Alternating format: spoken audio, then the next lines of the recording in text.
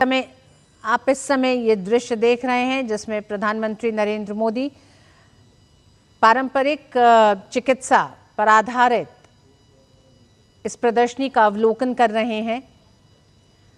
आज भी विश्व में 70 से ज्यादा देशों में पारंपरिक चिकित्सा को अपनाया गया है।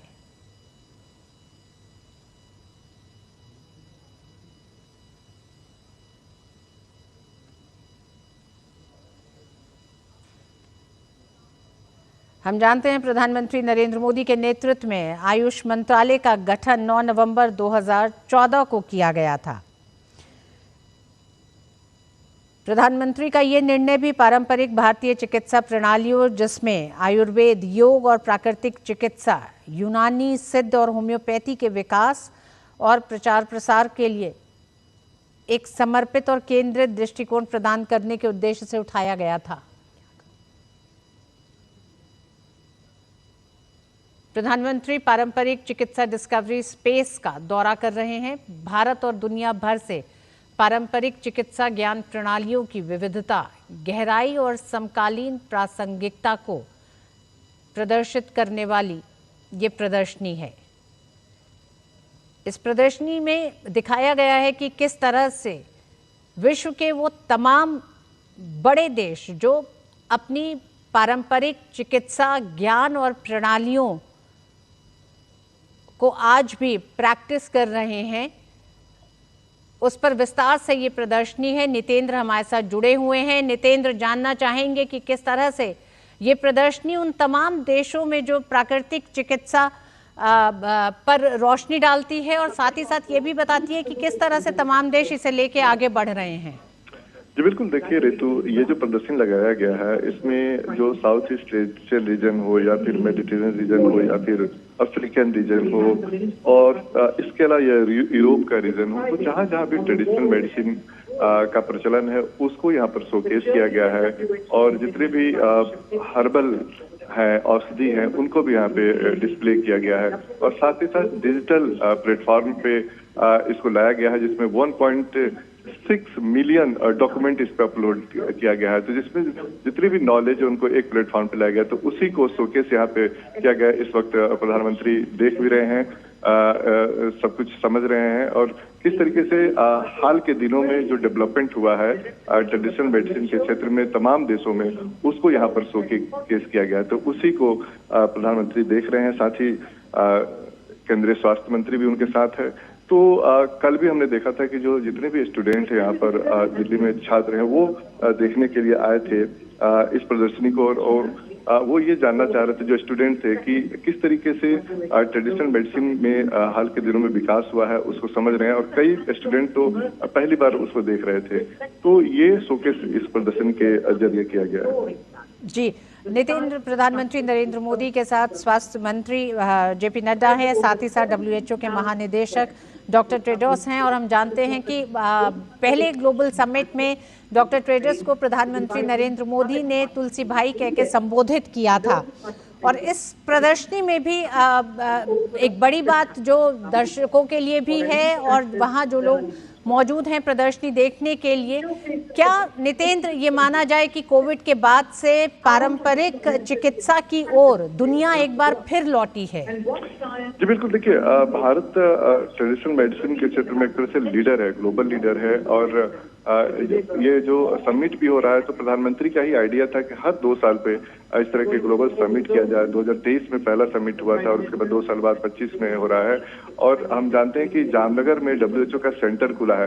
तो जब गांधीनगर में प्रधानमंत्री WHO DG को बोले थे कि आपका बेबी है और आप इसको किस तरीके से आगे बढ़ाएंगे, तो WHO DG ने कहा था कि माननीय प्रधानमंत्री जी, हम जरूर इस सेंटर को आगे बढ़ाएंगे और दुनिया भर की जो नॉलेज है उसको एक रिसर्च हब बनाएंगे और उसी दिशा में हम देख रहे हैं कि ये सब आगे काम हो रहा है और जितने भी अब तक डेवलपमेंट हुए हैं उसको इस प्रदर्शन के जरिए शोकेस किया गया है। और जहाँ तक तुलसी भाई का सवाल है, निश्चित तौर पे गांधीनगर में ही प्रधानमंत्री ने उनको ये नाम दिया था और बहुत ही खुश हुए थे WHO के DG और बहुत आभार जताया था प्रधानमंत्री को इस बात को लेकर के। तो एक तुलसी हम जानते हैं कि एक हर्बल पौधा है और हमारे यहाँ घर घर में पाया जाता है और औषधीय पौधा के रूप में भी जाना जाता है। तो ये एक सिंबॉलिक नाम था जो प्रधानमंत्री की तरफ से दिया गया था। और खासतौर पे कोविड के बाद हमने देखा कि कैसे आयुष की पद्धति को घर घर लोगों ने काढ़ा और बाकी चीजों का उपयोग किया, जिससे जो आपकी इम्यून सिस्टम है उसको बढ़ोतरी मिली। साथ ही साथ इस बार ये कोशिश किया गया कि एआई को कैसे ट्रेडिशनल मेडिसिन से जोड़ा जाए, ताकि जो पारंपरिक ज्ञान है और आधुनिक विज्ञान दोनों को साथ जोड़ करके समन्वय करके जो संसार में जो दुनिया की जो प्रॉब्लम्स है हेल्थ हो उसका सोल्यूशन निकाला जाए। तो इस दिशा में काम हो रहा है। तो काफी कुछ टेक्नोलॉजी के जोड़ करके इस पर काम हो रहा है। खासतौर पर रिसर्च पे काफी फोकस है। प्रधानमंत्री का जोर इस बात पे था कि स्टैंडर्डाइजेशन हो, मानकीकरण किया जाए और जितने भी देश में रिसर्च हो रहा है उसको एक प्लेटफॉर्म पे लाया जाए। और ये जो 3 दिन का सम्मेलन है उसमें आपने देखा हो कि बहुत सारे सत्र हुए। इसमें खासतौर पर अश्वगंधा को लेकर के स्पेशल सत्र किया गया था। और अश्वगंधा चूंकि हम जानते हैं कि भारत की जो औषधि है वो काफी पॉपुलर है, यूएस में टॉप 4 ब्रांड के रूप में है, उसकी बिक्री हो रही है। और यूके के साथ भी भारत का एक करार हुआ है अश्वगंधा को लेकर के। तो भारत इसको शोकेस कर रहा है और एक स्पेशल सेशन भी रखा गया था।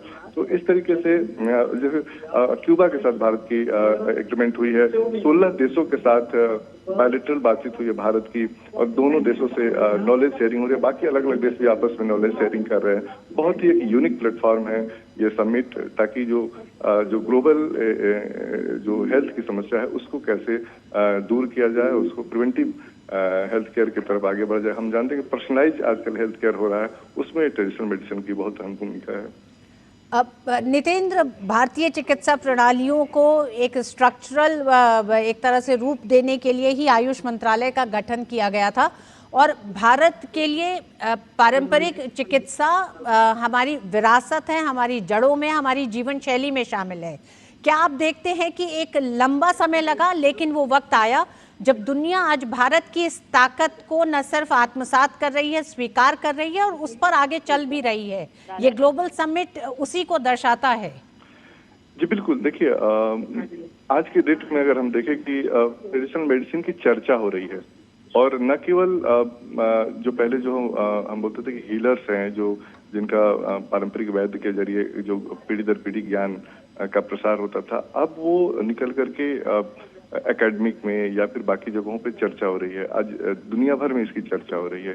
और इस वक्त आप देखिए, जब प्रधानमंत्री खुद देख रहे हैं प्रदर्शन में, वहां जा रहे हैं, देख रहे हैं और समझ रहे हैं कि अलग अलग देशों की कौन कौन से औषधीय प्रोडक्ट है जिसको कौन कौन बीमारियों में उसका उपयोग किया जाता है।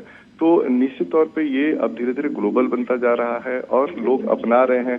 भारत में जहाँ तक अखिल भारतीय आयुर्वेद संस्थान खुला है, यहाँ दिल्ली के अंदर, उसके अलावा गोवा में खुला है और अलग अलग सेंटर में खुल रहा है, कॉलेज खुल रहे हैं, हर डिस्ट्रिक्ट में आयुष के यूनिवर्सिटी और कॉलेज खुल रहे हैं। तो इससे फायदा ये होगा कि पढ़ाई भी होगी, पढ़ाई के साथ साथ डॉक्टर तैयार होंगे। और दुनिया के बाकी देशों में भी भारत ने कहा है, जितने देशों से समझौता हुआ है, तो वहाँ पे कैसे एजुकेशन के जरिए एक दूसरे की प्रैक्टिस को शेयर किया जाए। तो निश्चित तौर पे अब भारत लीडरशिप की भूमिका में है और यही वजह है कि जामनगर में WHO का सेंटर खोला गया है और भारत अपनी नॉलेज को दूसरे देशों के साथ शेयर कर रहा है और दूसरे देशों की जो नॉलेज है वो अपने भारत में आत्मसात कर रहा है। तो निश्चित तौर पे भारत की एक शाख बढ़ी है और उसमें प्रधानमंत्री के जो विजन है उसको साकार रूप ये ले रहा है। जी हाँ, बिल्कुल। ये दिन हमें याद दिलाता है कि भारत में प्रमुख आचार्य और उनके योगदान जो रहे हैं नितेंद्र, चाहे वो आचार्य चरक हों, सुश्रुत हों, वाग्भट हों, इनका जितना काम रहा है वो चरक संहिता के जरिए उस रचना में वो तमाम एक तरह से पद्धतियां, प्रणालियां सामने हैं जो आज, जिन्हें आज विश्व भी मान रहा है और भारत भी एक अलग तरीके से एक तरह से एक उसे साइंटिफिक अंदाज के साथ अब लेकर आगे बढ़ रहा है। इस प्रदर्शनी के साथ साथ और इस पूरे दूसरे ग्लोबल समिट में कौन सी बड़ी बातें आपको लगता है जो विश्व के सामने आज के इस मंच पर प्रधानमंत्री भी रखेंगे और इस दूसरे ग्लोबल समिट के साथ दुनिया इस दिशा में आगे बढ़ने जा रही है? देखिए, 2-3 चीज जो यहाँ से होने जा रहा है। एक तो 2 पोर्टल की लॉन्च प्रधानमंत्री करेंगे और वो जो पोर्टल है उसमें खास बात है कि सब एक तो आयुष इंटीग्रेटेड सर्विस पोर्टल है, साथ ही साथ आयुष उत्पाद और सेवाओं की गुणवत्ता के लिए एक वैश्विक बेंचमार्क यानी आयुष मार्ग का भी शुभारंभ करेंगे। तो कहने का मतलब है कि मानकीकरण होना बहुत जरूरी है, और जैसे जैसे साइंटिफिक एविडेंस आएगा और उस पर जो साइंटिफिक मुहर लगेगा तो लोगों में विश्वास बढ़ेगा, और ये जो विश्वास बढ़ेगा तो धीरे धीरे धीरे इस पे और भी काम होगा और लोगों में लोकप्रियता भी बढ़ेगी, क्योंकि एविडेंस बेस्ड होना जरूरी है। प्रधानमंत्री बार बार ये कह रहे हैं कि जो हमारा नॉलेज है, एक तो उसका डिजिटल किया जाए, साथ ही साथ उसको एक साक्ष्य आधारित, एविडेंस आधारित किया जाए, उस पर रिसर्च ज्यादा से करें ताकि लोगों में भरोसा हो। और उसका उस दिशा में बहुत तेजी से आगे बढ़ रहा है, क्योंकि आपने जिक्र किया कि प्राचीन काल से जो हमारी ज्ञान पीढ़ी दर पीढ़ी आ रही है, पांडुलिपियों के जरिए आ रही है, उसको डिजिटल माध्यम से कॉलेज, स्कूल कॉलेज और यूनिवर्सिटी के जरिए, और उसके बाद साथ ही साथ उसका जो फायदा हो, डॉक्टर अगर पेशेंट का इलाज कर रहे हैं उसमें वो मिले। और यही वजह है कि हमने देखा कि कई देशों के साथ जो बायलैटरल टॉक हुए उसमें इस बात का जिक्र है। क्यूबा के बारे में कहा जाता है, क्यूबा के साथ कल भारत का एक करार हुआ। क्यूबा में हम जानते हैं कि जीवन प्रत्याशा सबसे अच्छी मानी जाती है, और उसमें वहाँ ट्रेडिशनल मेडिसिन का उपयोग होता है। तो भारत में उनके साथ करार दिया है, यूके के साथ करार हुआ, जर्मनी के साथ हुआ है, नेपाल के साथ हुआ है, बाकी और जो देश है उनके साथ करार किया है। तो कोशिश ये है कि स्वास्थ्य सेवा का जो भविष्य है वो प्राचीन ज्ञान और आधुनिक विज्ञान के समन्वय में निहित है, और उसको कैसे आगे बढ़ाया जाए, और वो बहुत ही स्पेसिफिक तरीके से व्यक्ति आधारित जो स्वास्थ्य सुविधा बढ़े, उस पे दिशा में आगे बढ़ा जा रहा है। जी नितेंद्र, आयुष मार्ग किस तरह से भविष्य में इस क्षेत्र में बड़े परिवर्तन लेकर आएगा? देखिए, सबसे बड़े आयुष मार्ग से फायदा ये होगा कि ब्रांडिंग की हम बात करते हैं, तो अगर उसका मार्ग लगेगा तो ये होगा कि विश्वसनीयता बढ़ेगी और एक ग्लोबल ब्रांडिंग होगी। कि अगर मान लिया कि आयुष मार्ग किसी प्रोडक्ट पे लगता है तो उसकी तो विश्वसनीयता बढ़ेगी, साथ ही साथ लोगों की रीच में भी जाएगा, क्योंकि आज हम जानते हैं कि बहुत से ऐसे प्रोडक्ट हैं जिनको लोग समझ ही नहीं पाते हैं कि कौन सा खरीदें कौन सा नहीं खरीदें। अगर अश्वगंधा की ही बात की जाए तो अश्वगंधा में कब लेना है, कैसे लेना है, किस उम्र वर्ग के लेना है, तो वो लोगों को बहुत पता नहीं है। अल्टीनेस की अगर डॉक्टर के पास नहीं जाए, आयुर्वेद के डॉक्टर वो अगर बताएंगे, लेकिन यूएस में हमने देखा है कि वहाँ पे सबसे ज्यादा लोकप्रिय है, लेकिन भारत में उतना लोकप्रिय नहीं है। तो जैसे ये मार्क लगेगा तो उसका एक तो ब्रांडिंग बढ़ेगी, साथ ही साथ हम एक्सपोर्ट के तौर पे अगर देखें तो निर्यात भी होगा, हमारा प्रोडक्ट है, रोजगार भी बढ़ेंगे, कंपनियां भी खुलेंगी और दूसरे देश में हम प्रोडक्ट भी बेच पाएंगे। उसी तरीके से अगर दूसरे देश के अगर कोई प्रोडक्ट है आयुर्वेद का, उस पर वो मार्क लगेगा तो दूसरे देशों में उसका प्रचार प्रसार बढ़ेगा और विश्वसनीयता बढ़ेगी। जी नितेंद्र, आपने जिक्र किया इस प्रदर्शनी में कई देशों ने अपने यहाँ जो पारंपरिक एक तरह से चिकित्सा पद्धतियाँ हैं, प्रणालियाँ हैं, उसका प्रदर्शन किया है। ऐसे में क्या बड़े एक तरह से अंतर भी दिखाई देते हैं भारत और इन देशों के बीच में, और इन देशों से क्या विशेष इस प्रदर्शनी में मौजूद है? देखिए, भारत को सभी देशों ने माना कि आप ग्लोबल लीडर हैं ट्रेडिशनल मेडिसिन में, तो जो ज्ञान भारत के पास है या जो प्रैक्टिस में है, आयुर्वेद हो या बाकी चीजों में, उसको यहाँ डिस्प्ले किया गया है। और बाकी जो दूसरे देश हैं वो चाहते हैं कि आप कैसे हमको मदद कर सकते हैं। जितने भी बायलैटरल टॉक हुई यहाँ पे उसमें ये सामने बात आई कि भारत कैसे मदद कर सकता है। और प्रदर्शनी में जो मैंने देखा कि कोरिया का या फिर जो एक अफ्रीकन कंट्री था, उनके जो ट्रेडिशनल हीलर्स थे वो कल जो भारत के जो स्टूडेंट आए हुए थे उनको वो बता रहे थे कि कैसे हमारे देश में इसका उपयोग किया जाता है। उसके अलावा मेडिटेशन के लिए कम से कम मैंने देखा कि 3 एक जगह बना हुआ वहाँ पे जहाँ पे लोग मेडिटेशन करते थे, खुद प्रैक्टिकल नॉलेज लेते थे। वहाँ करीब करीब 15 मिनट, 10 मिनट, 2 मिनट, 3 मिनट इस तरह का सेशन था और लोग ध्यान लगाते थे, वहाँ पे सुनते थे। तो ये धीरे धीरे उनको लगता है कि हाँ, अगर हम मेडिटेशन करते हैं तो उनको फायदा हो रहा है, इंटरनल फायदा हो रहा है, उनकी जो एक टेंशन है या स्ट्रेस है उसमें कमी आ रही है, तो लोग खुद फील कर रहे थे। तो इसी तरीके से अलग अलग देश ने अपना शोकेस किया हुआ है, खासतौर पे जो हर्बल मेडिसिन है उसको भी शोकेस किया गया है।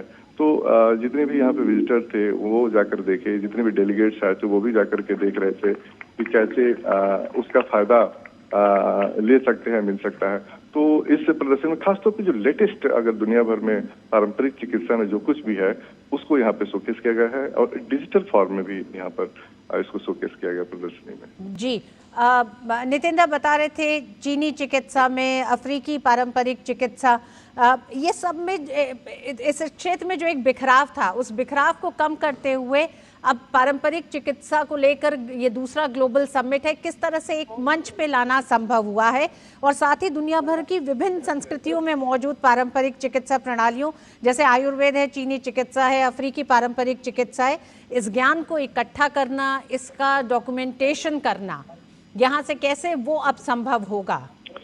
देखिए, दो चीज है। जब से इसमें 2 साल पहले प्रधानमंत्री जब आइडिया दिए थे कि हर 2 साल पे इस तरह का समिट होना चाहिए, तो उसको 2023 में गांधीनगर में हुआ था, तो गुजरात डिक्लेरेशन किया गया था। उसके बाद ये 2 साल बाद दिल्ली में हो रहा है और हम जानते हैं कि जामनगर में WHO का सेंटर खुला है और विश्व स्वास्थ्य संगठन में जो हेल्थ असेंबली है उसमें 10 साल का एक रोड मैप बना है और उसको ट्रेडिशनल मेडिसिन के क्षेत्र में कि कैसे दुनिया इस रोड मैप के जरिए आगे बढ़ेगी।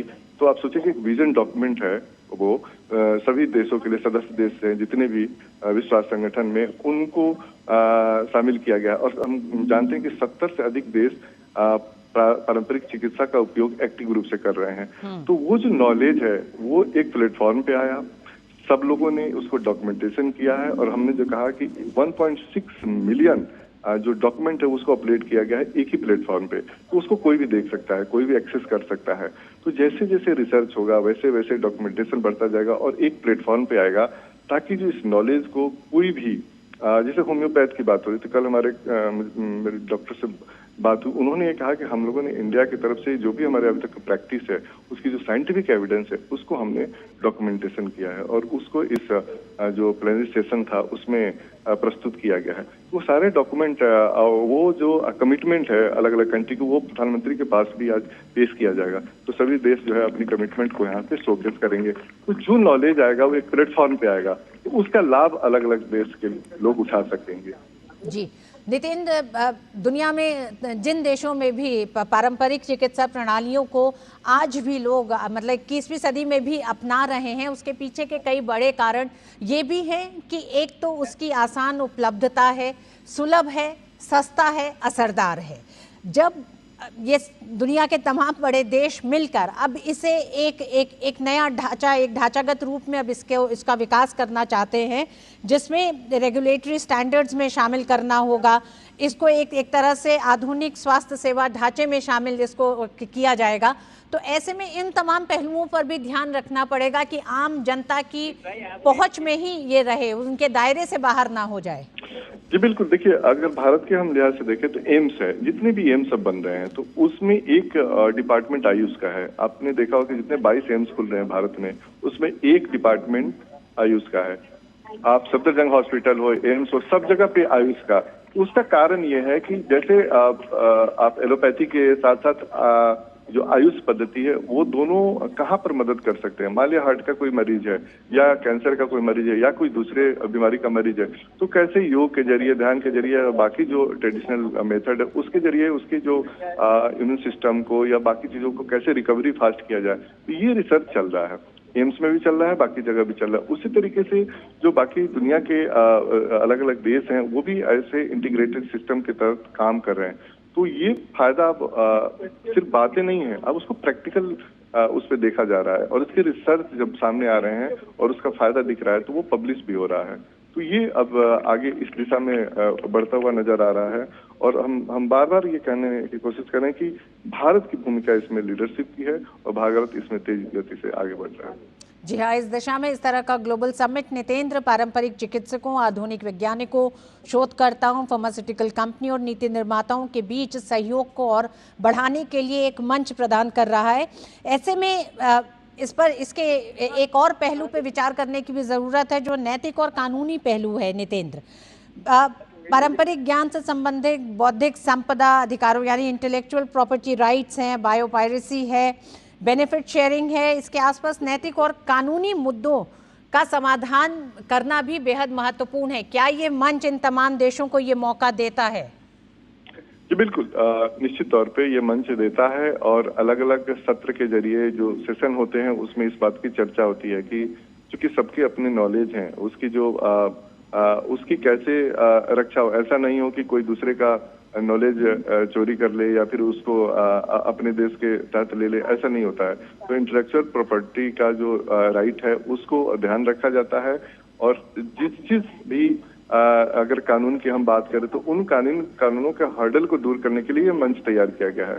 इसीलिए ये जो समिट होता है, इस समिट में हम देखते हैं कि 25 देश के तो स्वास्थ्य मंत्री यहाँ पर आए हुए हैं, आप देखिए, और 100 से अधिक देशों के जो प्रतिनिधि यहाँ पर हिस्सा ले रहे हैं फिजिकली, और करीब करीब 5000 से अधिक प्रतिनिधि वर्चुअल जुड़े हुए हैं।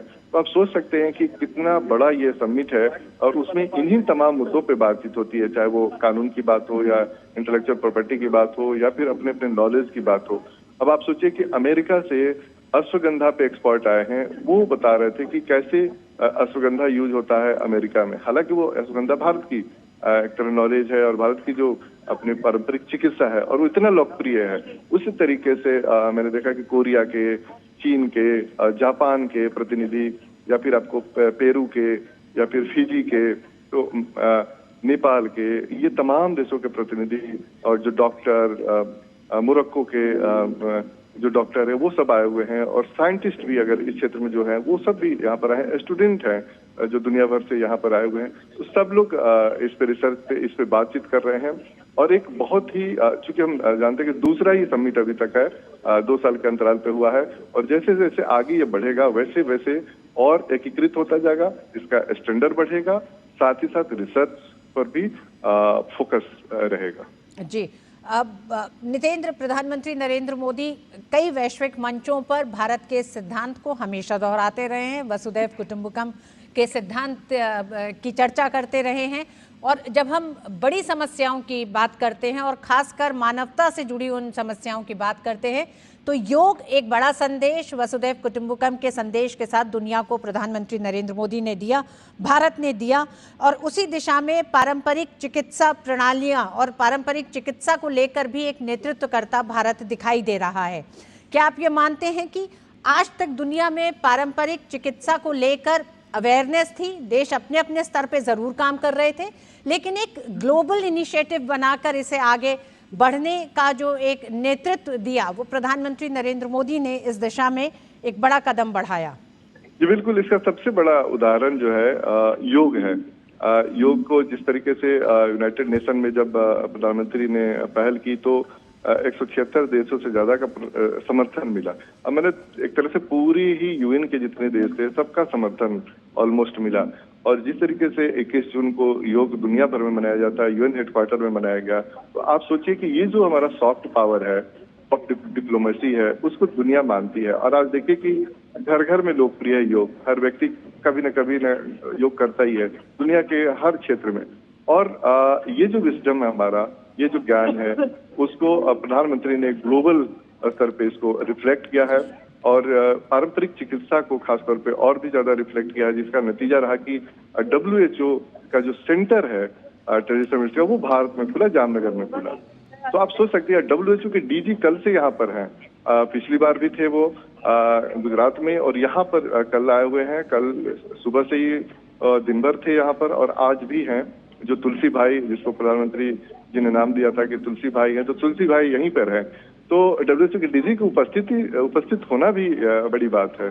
तो आप सोच सकते हैं कि कैसे लोकप्रिय प्रधानमंत्री ने किया, और दुनिया की जितनी भी देश थे जो पारंपरिक चिकित्सा का उपयोग करे थे उनको एक प्लेटफॉर्म पे लाए। और जितने भी हमारे डेलीगेट से मेरी बातचीत हुई है, उन्होंने यही कहा कि प्रधानमंत्री का जो विजन है, उनका जो जिस तरह का लीडरशिप है वो सराहनीय है, और काफी कुछ तारीफ भी कर रहे थे भारत की जो कल्चर है, संस्कृति है, और यहाँ के सब कुछ हेरिटेज है उनके बारे में।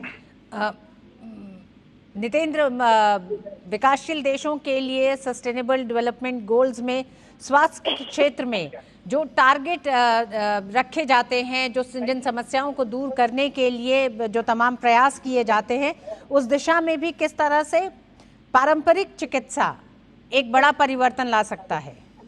देखिए, हम कोविड के समय में हमने देखा कि भारत ने कैसे मेडिसिन के जरिए, वैक्सीन के जरिए, या फिर पारंपरिक चिकित्सा के जरिए दुनिया को एक मदद की।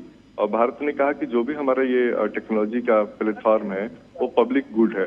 गुड्स है और उसको दुनिया को फ्री में भारत ने दिया था। ठीक उसी तरीके से जो पारंपरिक चिकित्सा में चाहे हम योग की बात करें या फिर हम आयुर्वेद की बात करें या फिर हमारे यूनानी सिद्धा जितने भी मेडिसिन है, उसको भी भारत ने कहा कि ये दुनिया के लिए ओपन है। और जो स्वास्थ्य समस्याएं हैं आज भारत के अलावा दुनिया भर में, उसका जो हल है प्रिवेंटिव हेल्थ केयर पे, क्योंकि भारत ने अपनी पॉलिसी में जो हेल्थ पॉलिसी बनी है उसमें प्रिवेंटिव हेल्थ केयर पे खास जोर है, यानी कि बीमार ही ना पड़े। और बीमार ना पड़ने के लिए क्या है, तो आप योग करें, फिजिकल एक्टिविटी, फिट इंडिया और इस तरह के जो हमारे यहाँ कार्यक्रम सरकार के स्तर पे चलाया जाता है, वो उसी का पार्ट है। और यही चीज दुनिया को संदेश प्रधानमंत्री अलग अलग मंचों पे जब जहां भी जिस देश में जाते हैं वहां देते हैं। और एक मंच पर लाना कि जो स्वास्थ्य की समस्या, हम जानते हैं कि जो बर्डन है हेल्थ पे, चाहे वो इंडिविजुअल हो या गवर्नमेंट का जो बजट है, वो मैक्सिमम खर्च होता है। अगर कोई बीमार पड़ता है तो आप देखिए कितना खर्च उसके एक परिवार को वहन करना पड़ता है। और अगर वो बीमार ही ना पड़े, वो स्वस्थ रहे, स्वस्थ जीवन शैली अपनाए, तो उसका फायदा न केवल व्यक्तिगत रूप से होता है, परिवार के स्तर पर या फिर राष्ट्र के स्तर पर भी होता है। इस वक्त प्रधानमंत्री मंच पर आ चुके हैं ऋतु, और खड़े होकर सभी लोग उनका स्वागत कर रहे हैं और काफी लोकप्रिय है प्रधानमंत्री। सभी जितने भी डेलीगेट आए हैं वो ताली बजाकर उनका स्वागत कर रहे हैं। इस वक्त मंच पे पधार चुके हैं प्रधानमंत्री। Very warm welcome, sir, to the closing ceremony of the second WHO Global Summit on Traditional Medicine. A rousing welcome, ladies and gentlemen.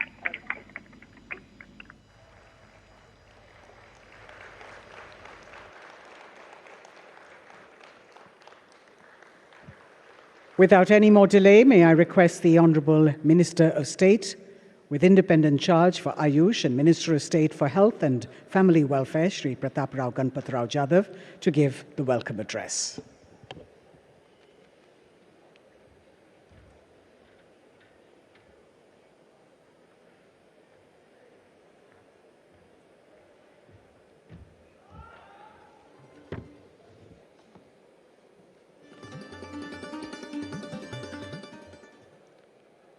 दूसरे WHO global traditional medicine summit के समापन समारोह में मंच को सुशोभित कर रहे हमारे भारत के परम आदरणीय प्रधानमंत्री और विश्व के सबसे लोकप्रिय नेता आदरणीय श्री नरेंद्र मोदी जी, माननीय DG WHO डॉक्टर टेड्रोस जी, माननीय केंद्रीय स्वास्थ्य और परिवार कल्याण एवं रसायन एवं उर्वरक मंत्री श्री JP नड्डा जी, WHO के सदस्य देशों के हेल्थ मिनिस्टर्स एवं डेलीगेशन रिप्रेजेंटेटिव्स, ट्रेडिशनल मेडिसिन के जाने माने दिग्गज, स्टार्टअप्स के प्रतिनिधि, मीडिया के मित्रों, देवी और सज्जनों, आप सबको मेरा नमस्कार। आज हम पारंपरिक चिकित्सा पर आयोजित दूसरे WHO ग्लोबल समिट के समापन की ओर बढ़ रहे हैं। पिछले 3 दिनों में हुई सार्थक चर्चाओं और आप सभी के सहयोगपूर्ण योगदान के लिए मैं प्रत्येक प्रतिभागी का हृदय से आभार व्यक्त करता हूं। इस समिट ने स्पष्ट कर दिया है कि पारंपरिक चिकित्सा अब वैश्विक स्वास्थ्य विमर्श के केंद्र में आ चुकी है। इस दौरान हमने कई महत्वपूर्ण विषयों पर गहन चर्चा की, जिनमें मुख्य रूप से एविडेंस बेस्ड रिसर्च को मजबूत करना, क्वालिटी, सुरक्षा और इथिकल स्टैंडर्ड को पक्का करना, रेगुलेटरी और पॉलिसी फ्रेमवर्क को हार्मोनाइज करना और ट्रेडिशनल मेडिसिन को मॉडर्न हेल्थ केयर सिस्टम के साथ जिम्मेदारी से जोड़ना आदि सम्मिलित है। ये चर्चा इस बात का संकेत है कि अब हमें विचार विमर्श से आगे बढ़कर ठोस कार्रवाई की ओर कदम बढ़ा रहे हैं। माननीय प्रधानमंत्री जी और WHO के DG के दूरदर्शी नेतृत्व में पारंपरिक चिकित्सा की वैश्विक यात्रा का एक अत्यंत महत्वपूर्ण पड़ाव गुजरात के जामनगर में global centre for traditional medicine की स्थापना है। यह सेंटर अपनी तरह का पहला और एकमात्र वैश्विक संस्थान है जो मानवता के हित में पारंपरिक चिकित्सा की पूरी क्षमता को सामने लाने के लिए समर्पित है। GCTM रिसर्च, इनोवेशन और अंतर्राष्ट्रीय सहयोग का एक प्रमुख केंद्र बनकर यह सुनिश्चित करता है कि पारंपरिक चिकित्सा का अध्ययन वैज्ञानिक तरीके से हो और उसका लाभ पूरी दुनिया तक पहुंचे।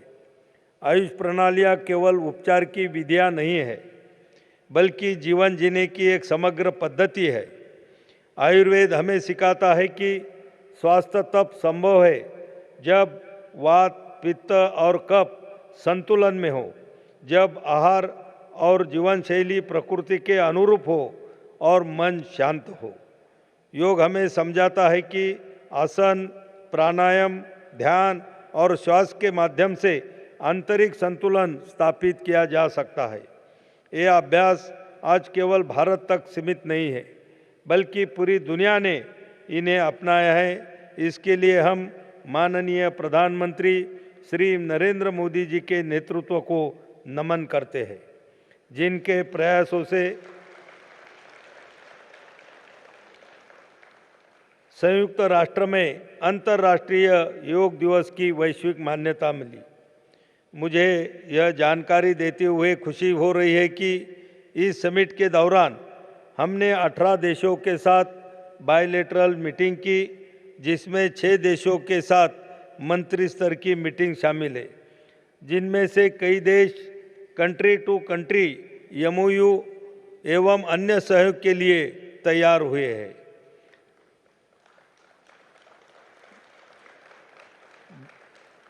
देश के राष्ट्रीय और राज्य स्तर के आयुष इंस्टीट्यूशनल और रिसर्च काउंसिल ने उपचार पद्धतियों को प्रमाणित करने और उनकी वैज्ञानिक विश्वसनीयता स्थापित करने के लिए निरंतर कार्य किया है।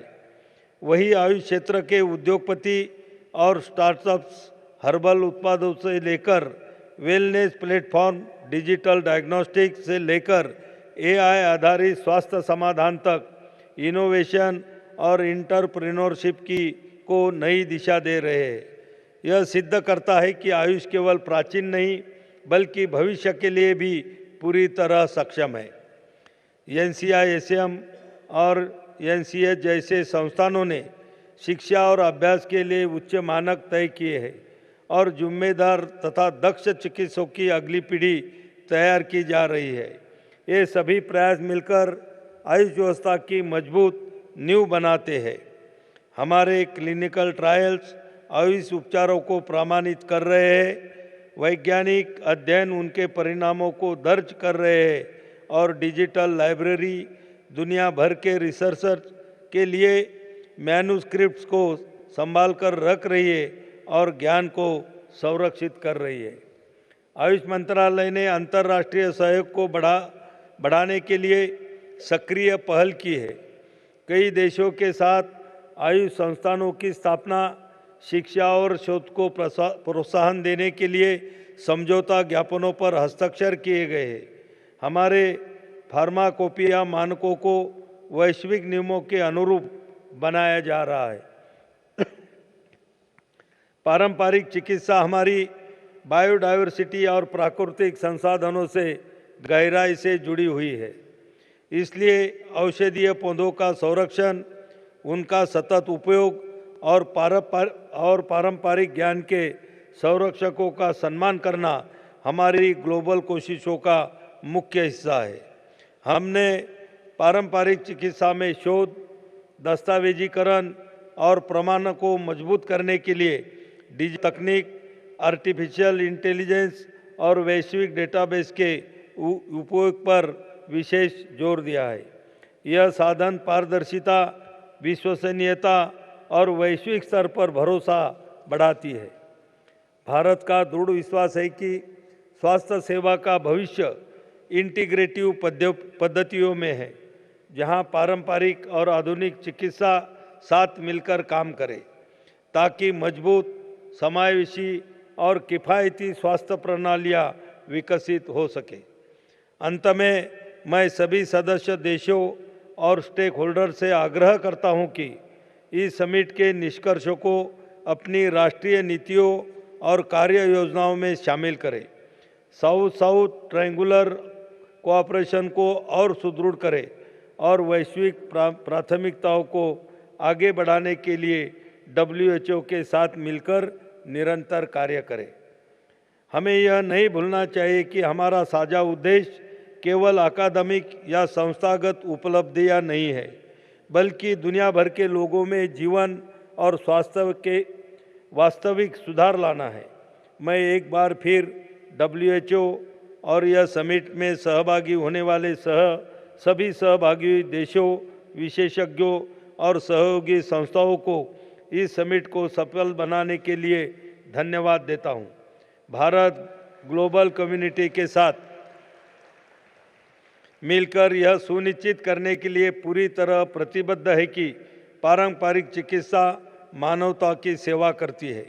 अंत में मैं माननीय प्रधानमंत्री श्री नरेंद्र मोदी जी और डॉक्टर टेड्रोस का विशेष आभार व्यक्त करता हूं, जिन्होंने इस समिट के लिए अपना बहुमूल्य समय दिया। धन्यवाद। जय Hind. Vande Mataram.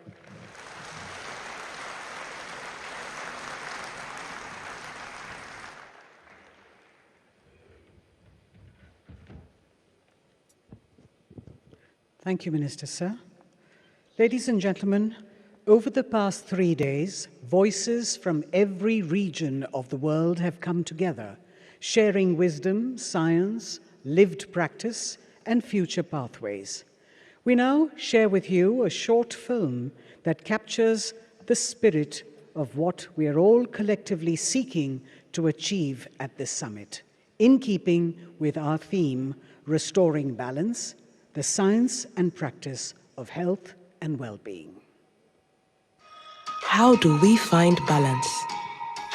We find it in tradition, in practices that honor indigenous knowledge systems, offering unique perspectives on health and well-being, by bringing together centuries-old wisdom and cutting-edge science. I think it's important that we realize that conventional and traditional medicine can go hand in hand. Traditional medicine is not a thing of the past. There is a growing demand for traditional medicine across countries, communities, and cultures. What we do need is to have a really strong, forward-looking, progressive way of being able to recognise the medicines of millennia. The holding of WHO Global Summit on Traditional Medicine will intensify efforts to harness its potential. The first WHO Traditional Medicine Global Summit set a baseline for action, a foundation of progress, data, and new technologies to unlock the full potential of traditional medicine. The 2025 Global Summit presents a pivotal moment to take this even further, expanding the evidence base for scientific innovations in traditional medicine. Recognizing the unrelenting instability in the world today, the summit will center around restoring balance, accelerating conversation and collaboration on topics like biodiversity protection, intellectual property rights, and the potential of AI, including the launch of the WHO Traditional Medicine Global Library. Join us as we explore how the nexus of traditional medicine and modern science can restore balance and well-being for people and our planet.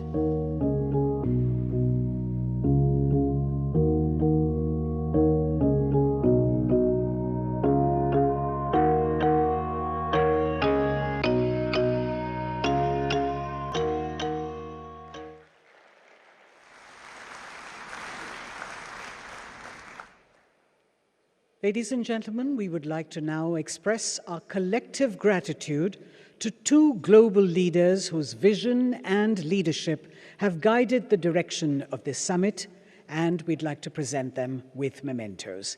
May I request the Honourable Minister for Health and Family Welfare from India, Shri J.P. Nadda, to please present a memento to the Honourable Prime Minister of India, Shri Narendra Modi, for championing a people-centric, holistic approach to health and wellness.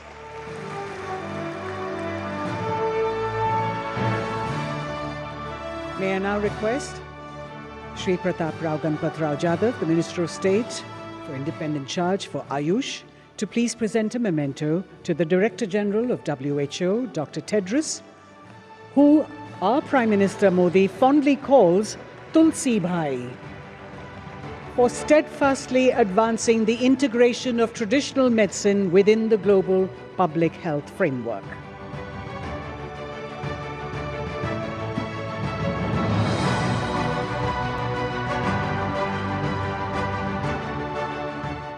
Ladies and gentlemen, yoga is one of India's greatest gifts to the world, a timeless practice that promotes harmony of body, mind, and spirit, and today serves as a global pathway to health and well-being.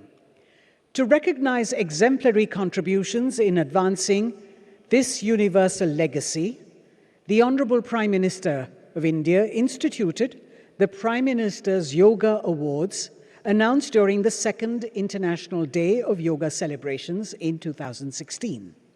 These awards honor individuals and organizations, both nationally and internationally, whose sustained efforts have made a lasting and meaningful impact in the promotion and development of yoga.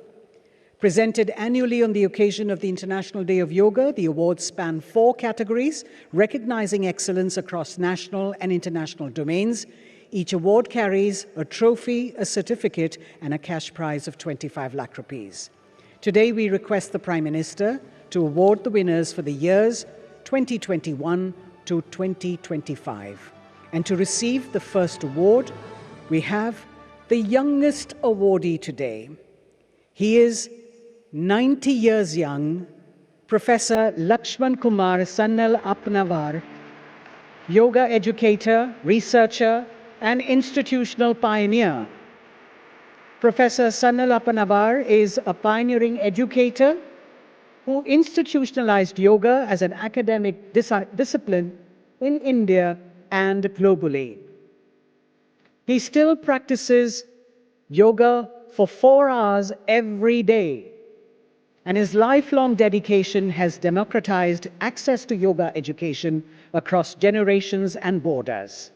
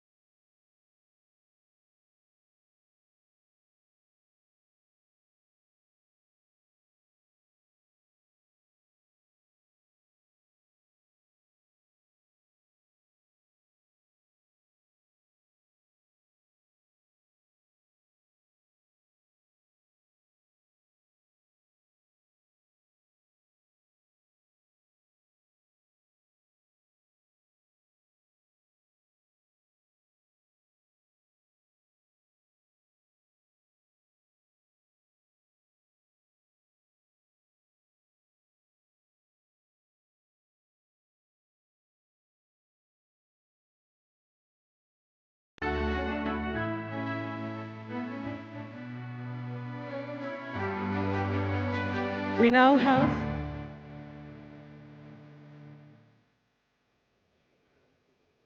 Venerable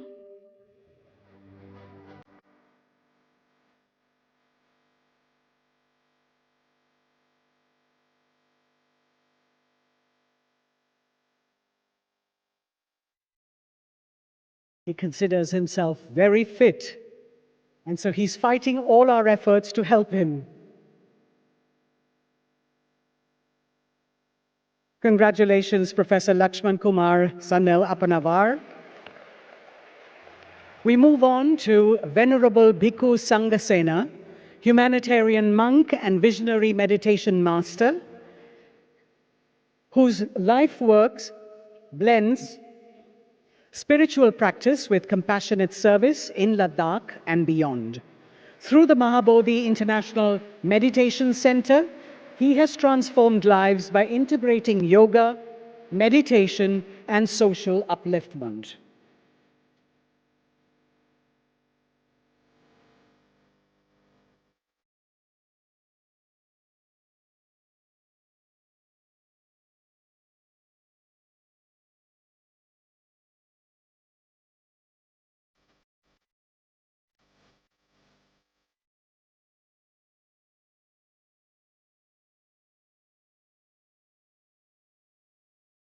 Thank you, Venerable Bhikkhu Sangsena, sir, for your blessings. The Divine Life Society Global Yoga and Spiritual Institution, founded by Swami Sivananda, the Divine Life Society is a globally respected institution advancing yoga, Vedanta, and selfless service for nearly 9 decades. Its enduring legacy continues to guide millions through a harmonious blend of spiritual discipline and social responsibility.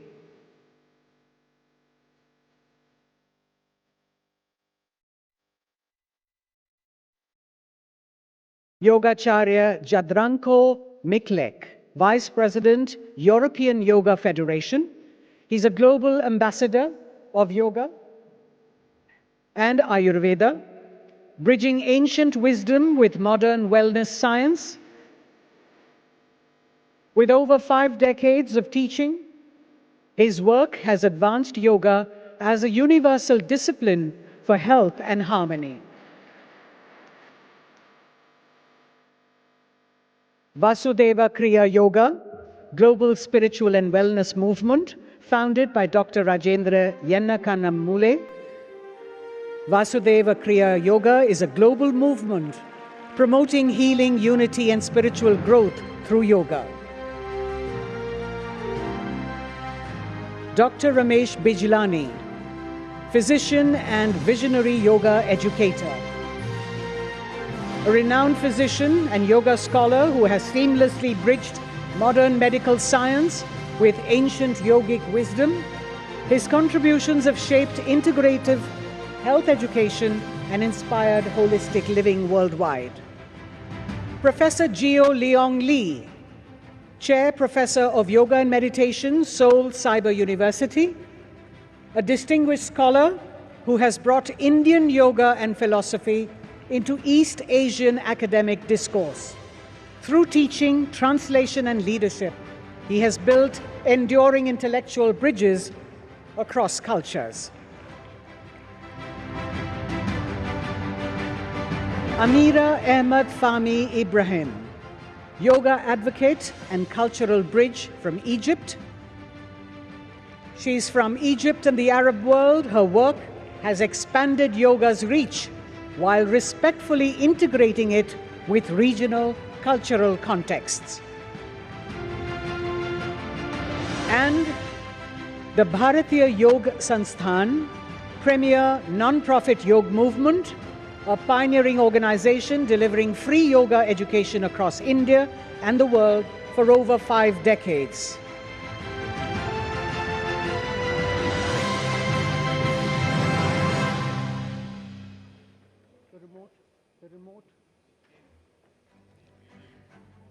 Ladies and gentlemen, we now move to a significant milestone in strengthening regional health cooperation.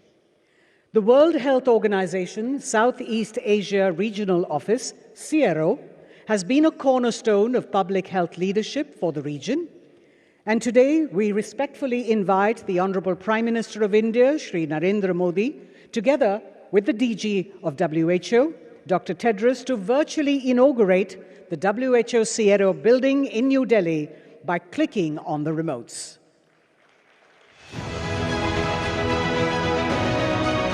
Today, this commitment takes concrete form with the virtual inauguration of the redeveloped WHO CIERO building. In the heart of New Delhi. A significant step forward in public health infrastructure has taken shape under the leadership of the Honorable Prime Minister Shri Narendra Modi and the Government of India, reflecting India's growing role in global health leadership and cooperation. The role of global institutions like the WHO was certainly important in the past, but it will be even more important in a future full of challenges. India is committed to helping every effort to build a healthier world. The newly constructed building of the World Health Organization Southeast Asia Regional Office marks a renewed phase in regional and global health engagement. Originally established at this site in 1963, the earlier modest G+5 structure with a built-up area of approximately 10,500 square meters has been transformed to make way for a modern facility at a cost of over $35 million, financed fully by the Government of India. The new building comprises 3 towers with a total built-up area of over 40,500 square meters, rising up to 15 floors. Designed as an integrated workplace, the new WHO Southeast Asia Regional Office building will support efficiency, collaboration, and coordinated action. It will accommodate approximately 600 professionals and include open office spaces, leadership offices, conference and meeting facilities, an auditorium, and essential support services. The project also preserves the site's cultural legacy. Original artworks by M.F. Hussain and historic Portuguese-style murals have been carefully restored and thoughtfully reintegrated into the new building. Sustainability is integral to the design, with energy-efficient systems, solar power, water management, and landscaped terraces. More than a building, the WHO CIRO headquarters will serve as a space for collaboration, strengthening regional partnerships, reinforcing Bharat's role as a trusted leader in global public health, and contributing to the vision of Vikasit Bharat by 2047.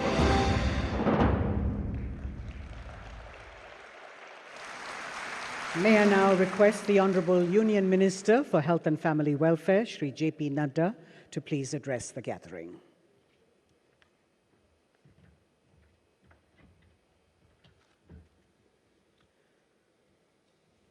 Bharat के यशस्वी प्रधानमंत्री सम्माननीय श्री नरेंद्र मोदी जी, हमारे WHO के director general doctor Tedros, हमारे भारत सरकार में आयुष के मंत्रालय के मंत्री श्री प्रताप राव जाधव जी, हमारे विभिन्न देशों के आए हुए आदरणीय स्वास्थ्य मंत्रीगण, हमारे रिप्रेजेंटेटिव्स जो प्रतिनिधि वर्ल्ड हेल्थ ऑर्गेनाइजेशंस के हैं वो सब, और हमारे मीडिया के साथी, प्रिंट मीडिया और इलेक्ट्रॉनिक मीडिया के मेरे साथी, देवी और सज्जनों, ये हम सबका सौभाग्य है कि आज जो second global summit traditional medicine पर हो रहा है, उसके समापन समारोह में आदरणीय प्रधानमंत्री जी का हम सबको मार्गदर्शन और आशीर्वाद मिलने वाला है। मैं अपनी ओर से और आप सब की ओर से सबसे पहले तो उनका हार्दिक अभिनंदन करता हूं और स्वागत करता हूं। मैं डॉक्टर टेड्रोस जो अपना समय भारत में इस ट्रेडिशनल मेडिसिन के लिए उन्होंने यहाँ पर आने का कष्ट किया और वह पिछले 2 दिनों से इस कार्यक्रम में सम्मिलित हुए हैं और उनका बहुत ही सहयोग मिला है, इसके लिए उनका धन्यवाद भी करता हूं और उनका स्वागत भी करता हूं। हमारे स्वास्थ्य मंत्री जो ट्रेडिशनल मेडिसिन में रुचि दिखाकर पिछले 3 दिनों से हर विषयों पर चर्चा कर रहे हैं, उनका भी भारत में स्वागत भी करता हूं और धन्यवाद भी देता हूं उनके सकल सहयोग के लिए। पिछले 3 दिनों में जो आप सब की सहभागिता रही है, जो विचारपूर्ण चर्चा हुई है और जो ट्रेडिशनल मेडिसिन को आगे बढ़ाने के लिए जो आपने प्रतिबद्धता अपना कमिटमेंट जो आपने प्रदर्शित किया है वह सच में बहुत ही सराहनीय है। और यह समिट एक हमको अवसर भी देता है कि इस अवसर के माध्यम से एक नई गति के साथ हम ट्रेडिशनल मेडिसिन को साइंस बेस्ड, एविडेंस बेस्ड तरीके से आगे बढ़ाने में कामयाब होंगे। नॉलेज शेयरिंग, एक्सपीरियंस की शेयरिंग, ये सब ने इस समिट को बहुत ही मीनिंगफुल, बहुत ही फायदेमंद, उपयोगितापूर्ण ऐसा यह समिट हम सबको देखने को मिला है। मैं अपने मंत्रालय की ओर से एक बात जरूर बताना चाहता हूं कि प्रधानमंत्री मोदी जी के लिए होलिस्टिक मेडिसिन और ट्रेडिशनल मेडिसिन, इसके प्रति उनका समर्पण जब से वो प्रधानमंत्री नहीं, जब वो गुजरात के मुख्यमंत्री थे, तब से उन्होंने इसको दिशा भी दी है और दृष्टि के साथ इसको आगे बढ़ाने का काम किया है। ये इन्हीं के कारण आज हमको जो ये वर्ल्ड हेल्थ ऑर्गेनाइजेशन का global centre for traditional medicine Jamnagar Gujarat में, वह उसका रूप जो हमको देखने को मिलता है, जो स्वरूप देखने को मिलता है, वह आदरणीय प्रधानमंत्री जी की सोच और जिसको वर्ल्ड हेल्थ ऑर्गेनाइजेशन ने आगे बढ़ाने का काम किया है, वह उस सोच का नतीजा है। हमें यह भी मालूम है कि गुजरात में जामनगर में पहला ग्लोबल समिट हुआ था और अब दूसरा ग्लोबल समिट न्यू दिल्ली में भारत में हो रहा है। ये दोनों ग्लोबल समिट इस बात के प्रमाण हैं कि भारत ट्रेडिशनल मेडिसिन को आदरणीय प्रधानमंत्री जी के नेतृत्व में तीव्र गति से आगे ले जाने के लिए समर्पित है। इस बात को हम जानते हैं। हमारा ये जो वाइब्रेंट समिट, ये जो समिट का जो वाइब्रेंट प्लेटफॉर्म है, आपसी सहयोग के साथ, रिसर्च के साथ, इनोवेशन के साथ, ट्रेडिशनल नॉलेज को जोड़ते हुए एक पायनियरिंग स्टेप के रूप में भारत आगे बढ़ रहा है और यह ग्लोबल समिट में उसके साथ हम अपने आप को जोड़ रहे हैं। मैं आप सबके साथ यह भी बताना चाहता हूं कि जहां तक भारत में मॉडर्न मेडिसिन है, उसमें भी बहुत परिवर्तन लाया गया है और प्रधानमंत्री मोदी जी की सोच के कारण उसमें हमको सफलता मिली है और हम उसमें अग्रसर हुए हैं। जो हमारी स्वास्थ्य नीति पहले हुआ करती थी, वो क्यूरेटिव हेल्थ पॉलिसी थी, यानी सारा जोर इस बात पर होता था कि बीमारी को कैसे ठीक किया जाए। यानी उसका अर्थ ये बनता था कि जो खाओ, जो पियो, जैसे रहो, सिर्फ दवाई के उपचार के सहारे ही तुम अपने स्वास्थ्य की चिंता करो। लेकिन प्रधानमंत्री मोदी जी के नेतृत्व में 2017 में नई पॉलिसी आई, नई हेल्थ पॉलिसी, नई स्वास्थ्य नीति आई और वह स्वास्थ्य नीति होलिस्टिक स्वास्थ्य नीति बनी।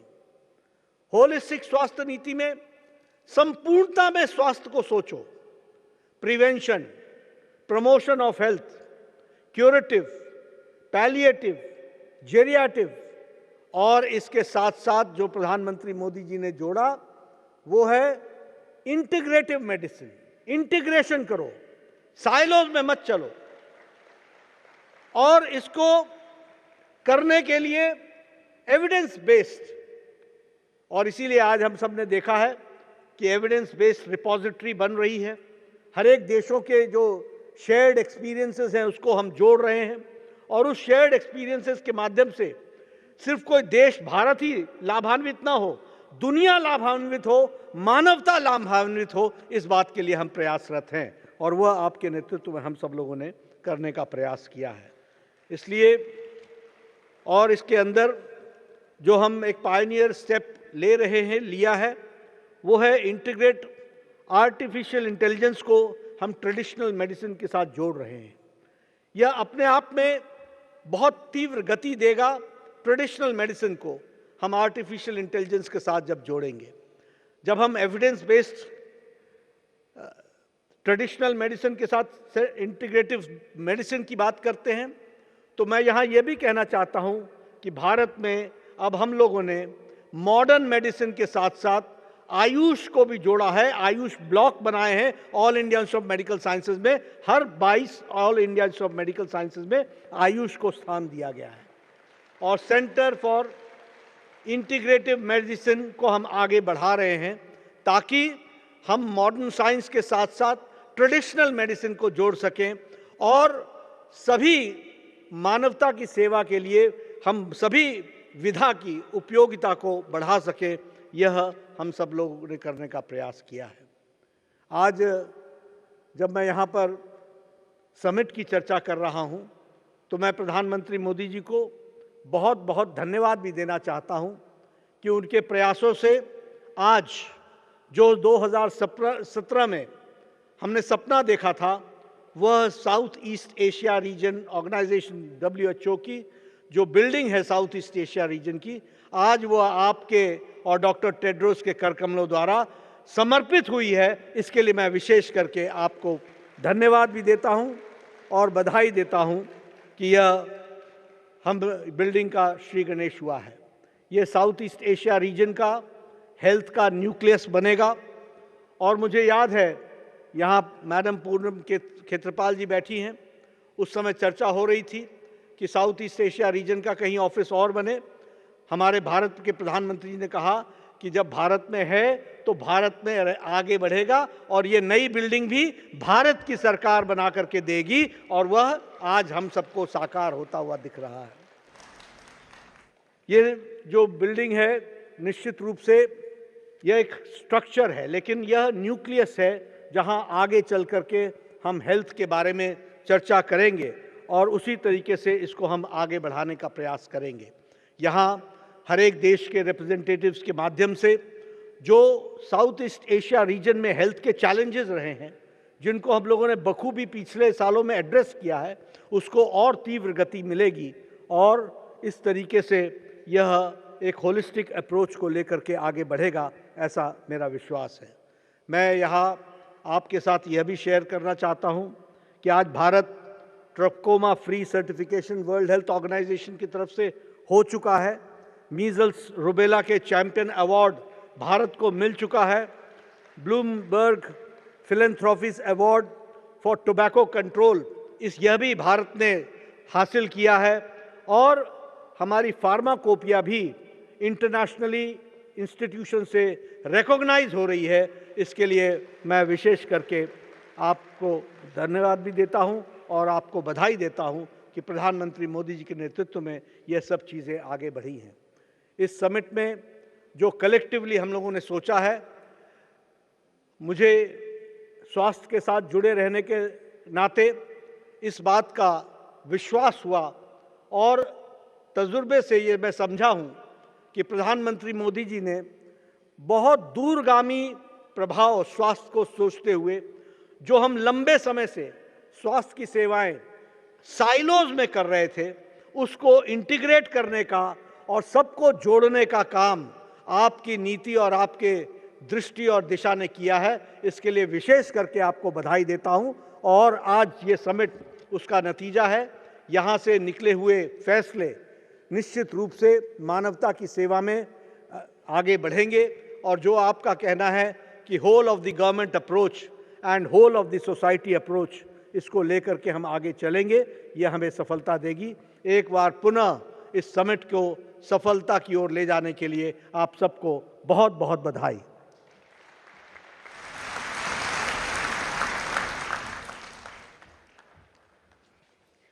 Thank you, Honourable Minister, sir.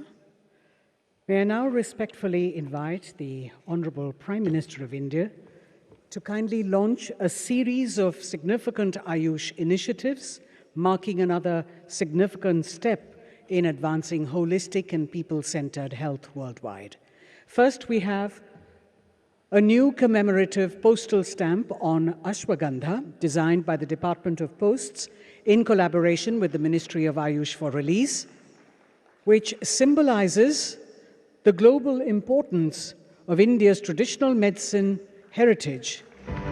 The 5 rupee denomination stamp is intended to highlight the global recognition and resonance of ashwagandha as an integral part of traditional medicine systems. Ladies and gentlemen, as traditional medicine systems gain wider global acceptance, the need for structured, evidence-based, and standardized training becomes ever more critical. The next launch addresses this very foundation, prepared by the WHO in coordination and collaboration with the Morarji Desai National Institute of Yoga and Naturopathy. This technical report on training in yoga provides a comprehensive framework for quality, safety, and consistency in yoga education. May I request the Honorable Prime Minister, sir, to please release the technical report on training in yoga by WHO. The future of a healthy world depends on inclusion, integrated vision, and collaboration.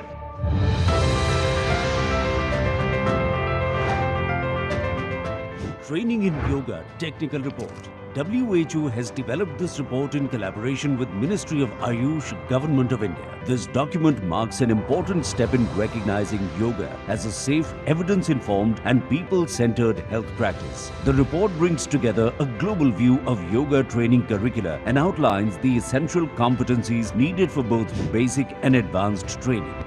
साथियों, आइए हम सब मिलकर योग को एक जन आंदोलन बनाए, एक ऐसा आंदोलन जो विश्व को शांति, स्वास्थ्य और समरसता की ओर ले जाए. Yoga is a practice which gives health assurance with zero spending for millions of people, especially in India, the birthplace of yoga.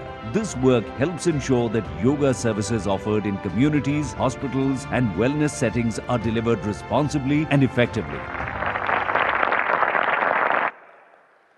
From knowledge systems nurtured over centuries to structured evidence-based practices embraced globally, the Ayush journey over the past decade has been one of transformation, integration, and international collaboration.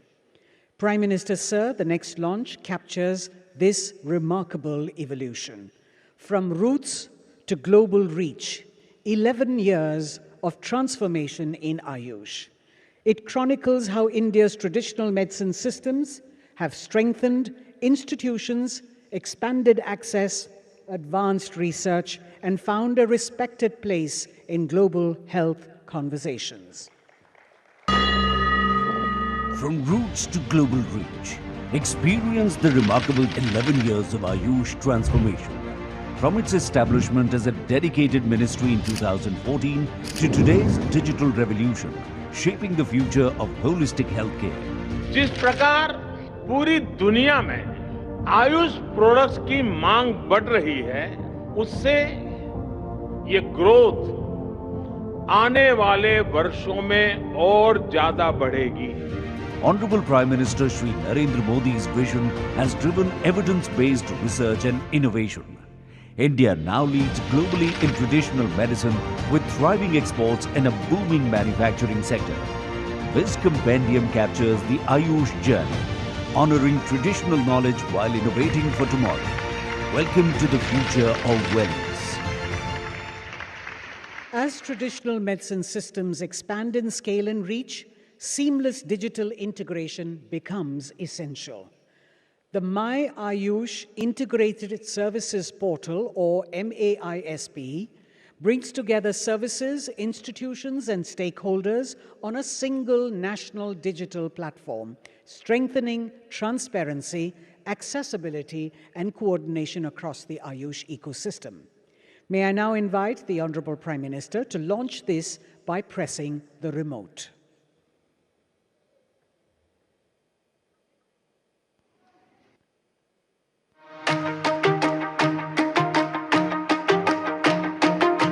India is redefining healthcare delivery at a national scale. Introducing My Ayush Integrated Services Portal, MAISP, a transformative digital infrastructure uniting tradition with innovation. Under Ayush Grid Initiative, MAISP serves as the master application integrating healthcare, education and awareness on a single platform. Advanced real-time dashboards ensure transparency and data-driven decision-making, complemented by AI-powered chatbot support. It empowers government departments, institutions, startups and innovators to engage with the dynamic, technology-driven Ayush ecosystem, aligned with India's vision of Viksit Bharat 2047 with Ayushman Bharat Digital Health Mission, ABDM.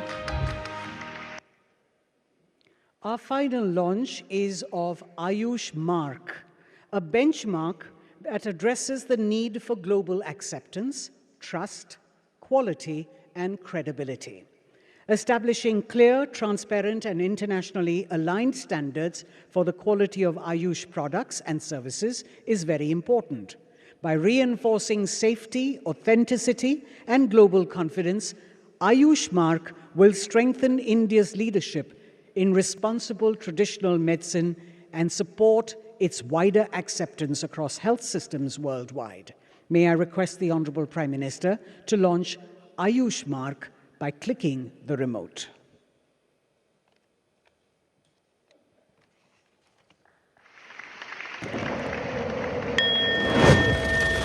Bharat एक special Ayush mark भी बनाने जा रहा है जिसकी एक global पहचान बनेगी.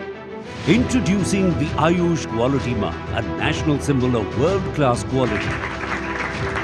This mark of distinction spans the entire Ayush ecosystem, from authentic medicinal products and cultivated plants to accredited hospitals and state-of-the-art testing laboratories. What does this mark represent? Safety, purity, evidence-based practice, and international credibility. It's more than certification. It's a promise of quality that the world can trust. India's leadership in traditional medicine, recognized worldwide as a symbol of trust, quality and wellness. India's commitment, ladies and gentlemen, to advancing traditional medicine is echoed by all countries here in the room today. Earlier today, all of the 24 international health ministers sat together to discuss how to advance innovation, investment, policy, and regulation. Their political leadership is expressed not only in words, but in smart commitments, specific, measurable, achievable, relevant, and time-bound pledges. This lasting legacy of the 2025 summit is announced here today.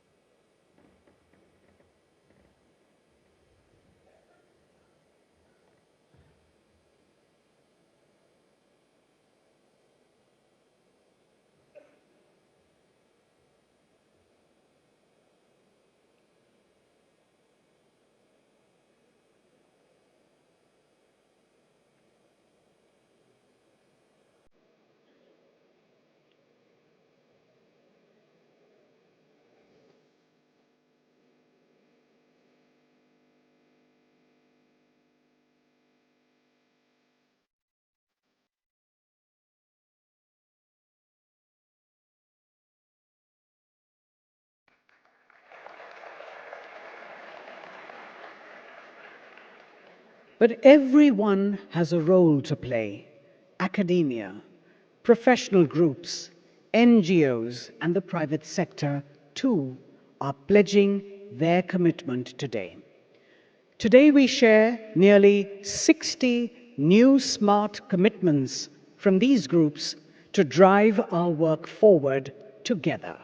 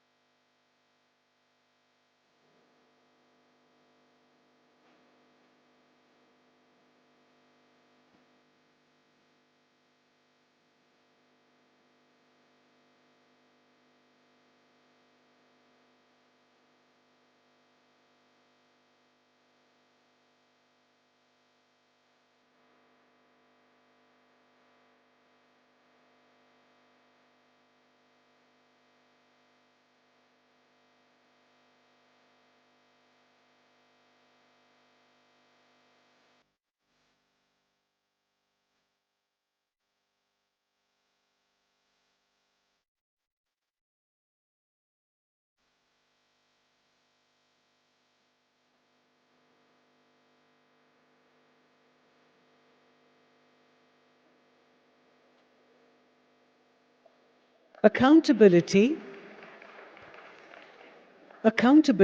is at the heart of our work together. We will be back in 2 years at the next Global Summit to assess our progress and see what has been achieved, and to help WHO deliver its commitments to traditional medicine. We today announce the launch of WHO's Strategic and Technical Advisory Group on Traditional Medicine. The STAG is a formal WHO advisory mechanism composed of independent experts who provide strategic, scientific, and technical advice to WHO on traditional medicine. The establishment of this group represents a significant step in implementing the WHO Global Traditional Medicine Strategy 2025-2034. Ladies and gentlemen, the Delhi Declaration represents the official outcome document of the Global Summit on Traditional Medicine, convened from the 17th to the 19th of December 2025. This landmark declaration is to advance the implementation of the new Global Traditional Medicine Strategy 2025-2034, adopted at the 78th WHA in May 2025. Formulated through extensive deliberations, consensus building, and commitments made by participating member states and stakeholders, the declaration embodies a collective vision for strengthening the role of traditional medicine in global health systems.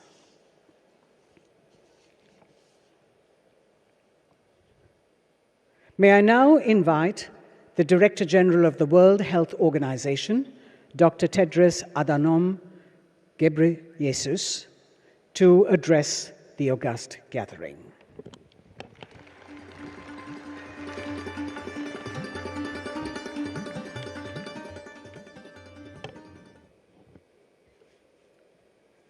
Thank you. Thank you, Moderator. Your Excellency, Prime Minister Modi, Excellencies, Ministers, distinguished leaders, traditional healers, dear colleagues and friends. Namaste.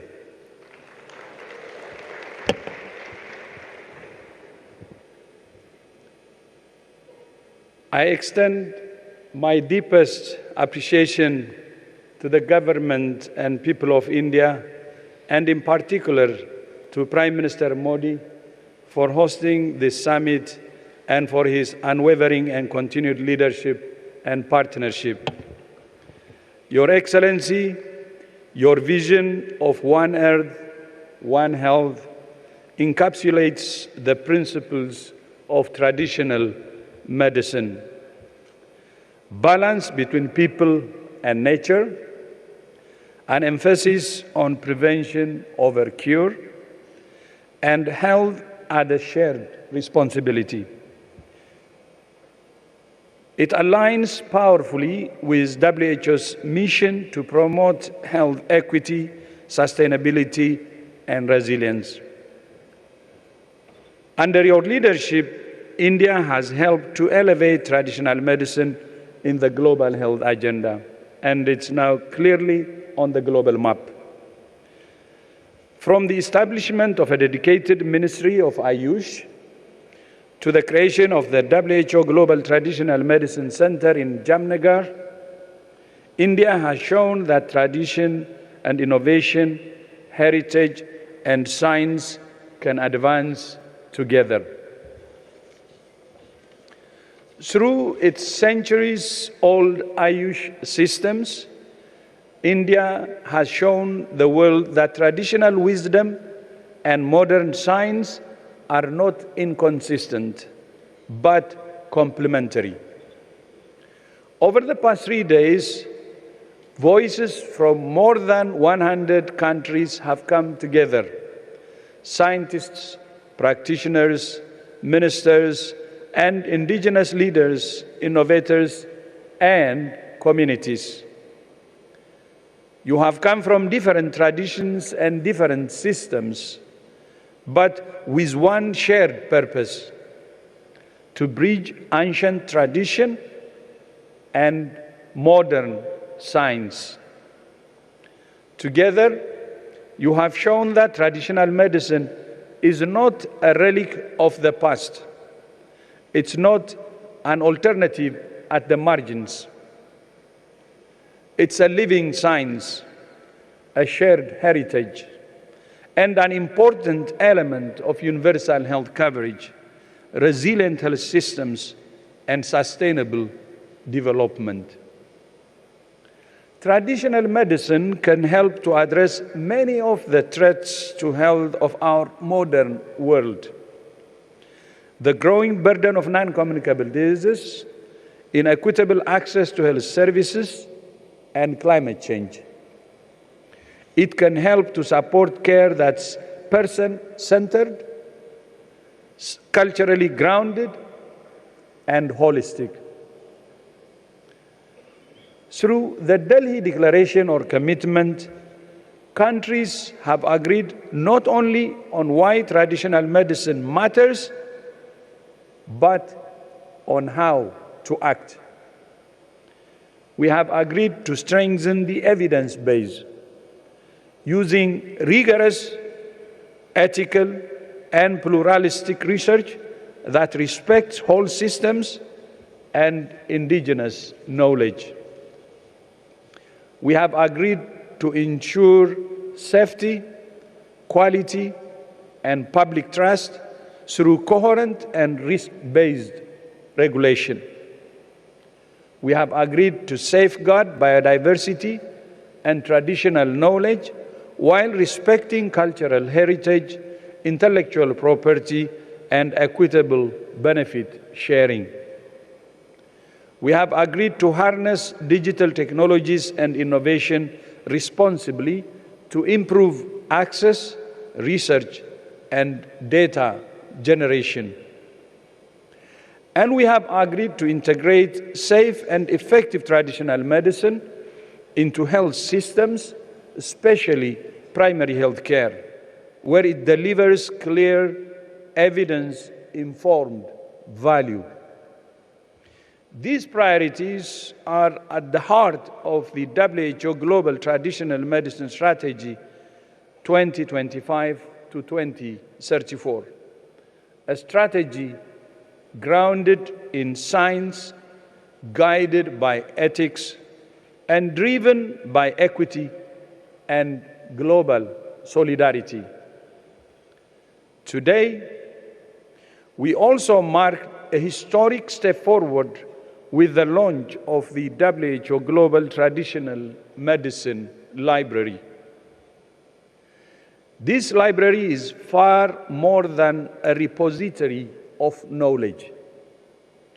It's a platform of trust. It will protect intellectual property and community rights, support equitable access and benefit sharing, and enable evidence-informed policy, education, and innovation globally and across generations.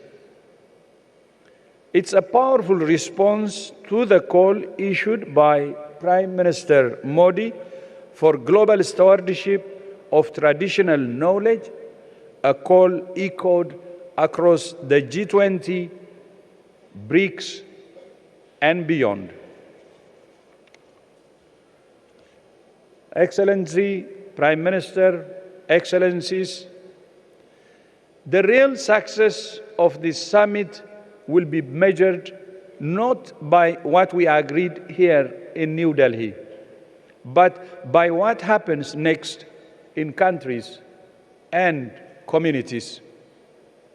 That means translating commitments into national policies and regulatory frameworks. It means investing in research, education, and workforce development.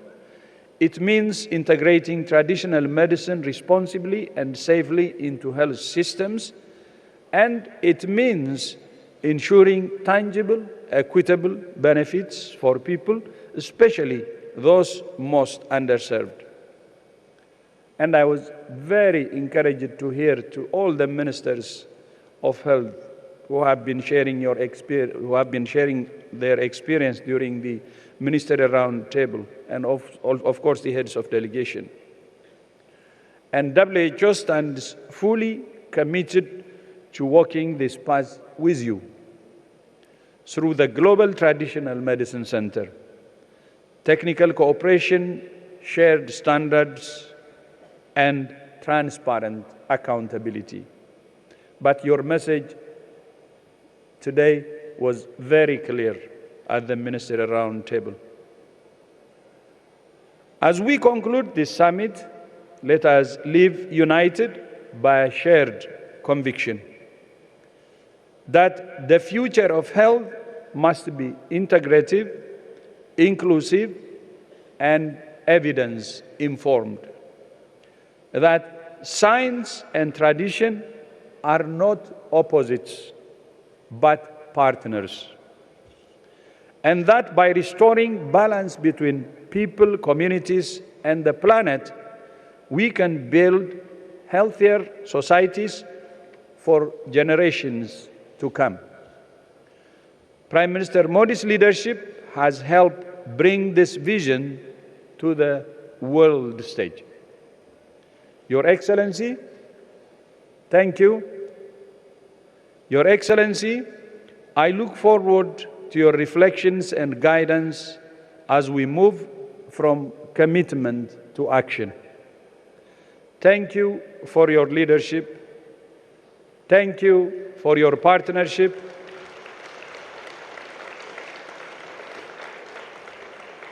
And thank you for shaping this future together. Bahut Bahut Dhanyavad. Thank you very much. Thank you. Maybe of my script, he just came from a successful visit to my country, and I'm in his country. And I could see his trip was very intense, and I'm really surprised that he joined us here, and that shows his strong commitment. So thank you so much again. And again, my Bahut Bahut Dhanyavad, Your Excellency. Thank you very much.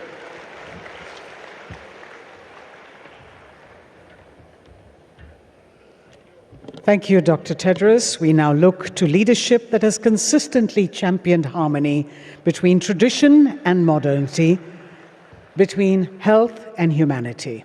Ladies and gentlemen, it is my honor now to invite the Honorable Prime Minister of India, Shri Narendra Modi, to share his thoughts with us.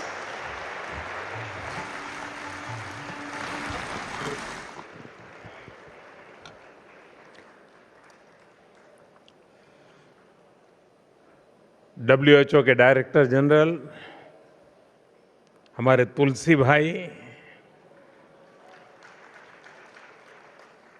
Doctor Tedros, केंद्रीय स्वास्थ्य में मेरे साथी मंत्री JP Nadda ji, Ayush राज्य मंत्री प्रताप राव जाधव जी, इस आयोजन से जुड़े अन्य देशों के सभी मंत्रीगण, विभिन्न देशों के राजदूत, सभी सम्मानित प्रतिनिधि, ट्रेडिशनल मेडिसिन क्षेत्र में काम करने वाले सभी महानुभाव, देवी और सज्जनों, आज दूसरी WHO global summit on traditional medicine का समापन दिन है। पिछले 3 दिनों में यहां पारंपरिक चिकित्सा के क्षेत्र से जुड़े दुनिया भर के एक्सपर्ट्स ने गंभीर और सार्थक चर्चा की है। मुझे खुशी है कि भारत इसके लिए एक मजबूत प्लेटफॉर्म का काम कर रहा है और इसमें WHO की भी सक्रिय भूमिका रही है। मैं इस सफल आयोजन के लिए WHO का, भारत सरकार के आयुष मंत्रालय का और यहाँ उपस्थित सभी प्रतिभागियों का हृदय से आभार व्यक्त करता हूं। साथियों, ये हमारा सौभाग्य है और भारत के लिए गौरव की बात है कि WHO global centre for traditional medicine Bharat के जामनगर में स्थापित हुआ है। 2022 में ट्रेडिशनल मेडिसिन की पहली समिट में विश्व ने बड़े भरोसे के साथ हमें ये दायित्व सौंपा था।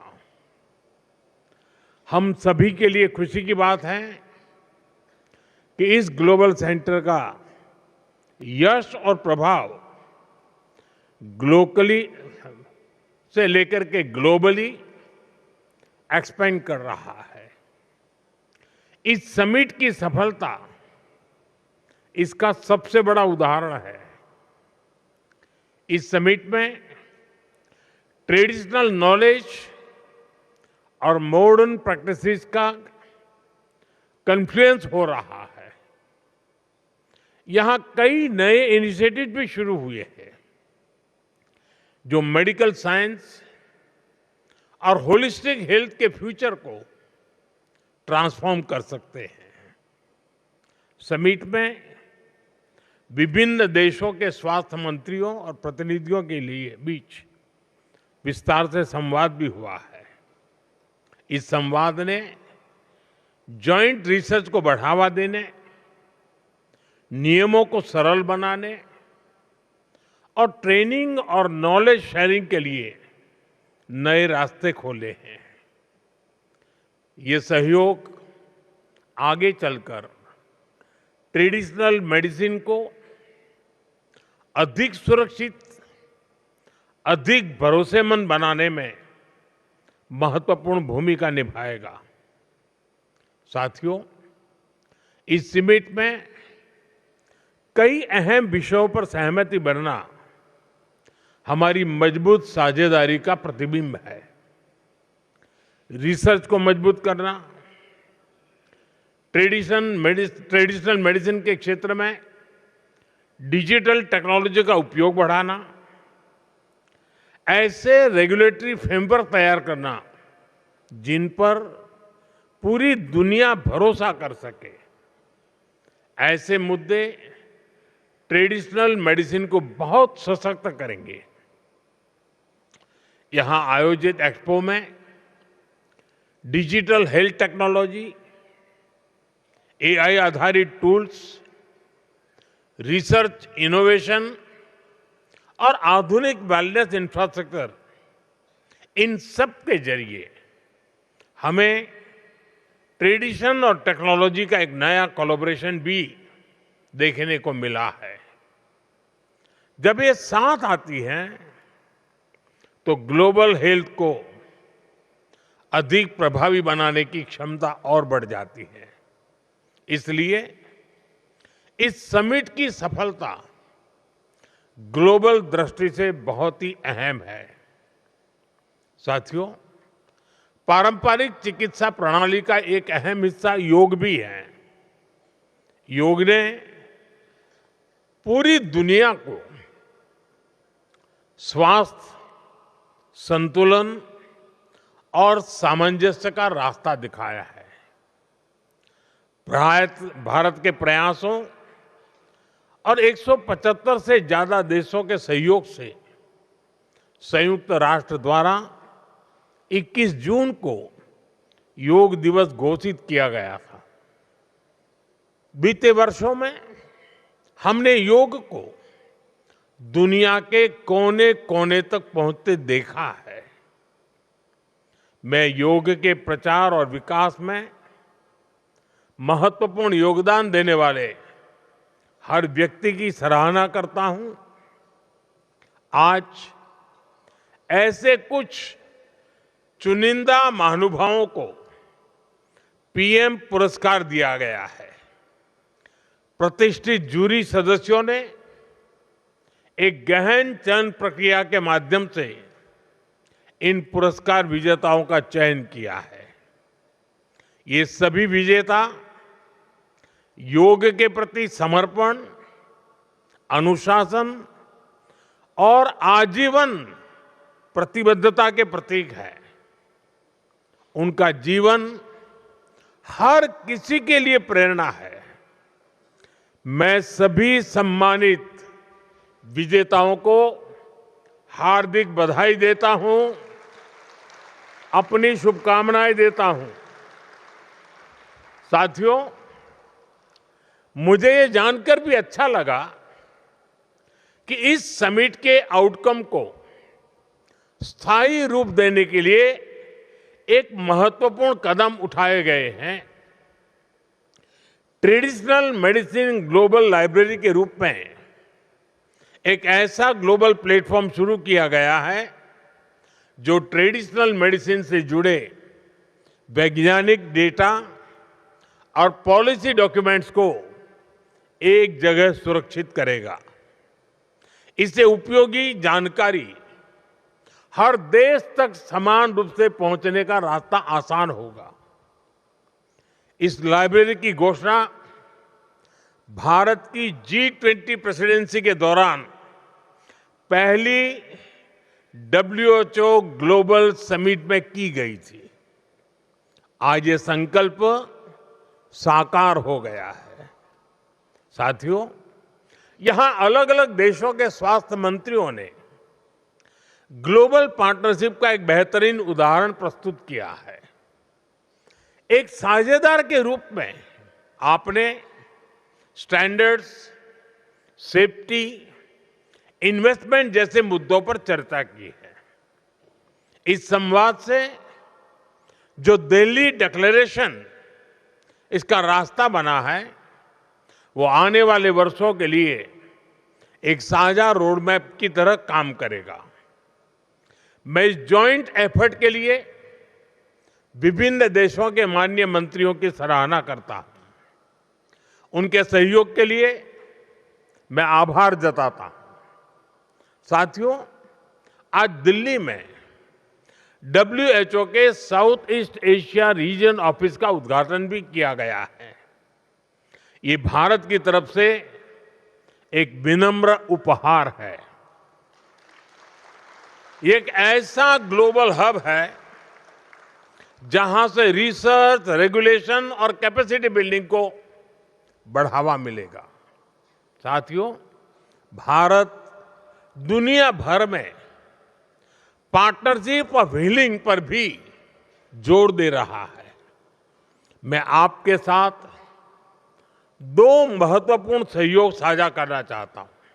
पहला, हम बिम्स्टेक देशों यानी दक्षिण और दक्षिण पूर्व एशिया में हमारे पड़ोसी देशों के लिए एक सेंटर ऑफ एक्सीलेंस स्थापित कर रहे हैं। दूसरा, हमने जापान के साथ एक कोलैबोरेशन शुरू किया है। ये विज्ञान, पारंपरिक पद्धतियां और स्वास्थ्य को एक साथ जोड़ने का प्रयास है। साथियों, इस बार इस समिट की थीम है restoring balance, the science and practice of health and wellbeing. Restoring balance, ये होलिस्टिक हेल्थ का फाउंडेशन थॉट रहा है। आप सब एक्सपर्ट अच्छी तरह जानते हैं, आयुर्वेद में बैलेंस अर्थात संतुलन को स्वास्थ्य का पर्याय कहा गया है। जिसके शरीर में ये बैलेंस बना रहता है, वही स्वस्थ है, वही हेल्दी है। आजकल हम देख रहे हैं डायबिटीज, हार्ट अटैक, डिप्रेशन से लेकर कैंसर तक अधिकांश बीमारियों के बैकग्राउंड में लाइफस्टाइल और इम्बैलेंसेस एक प्रमुख कारण नजर आ रहा है।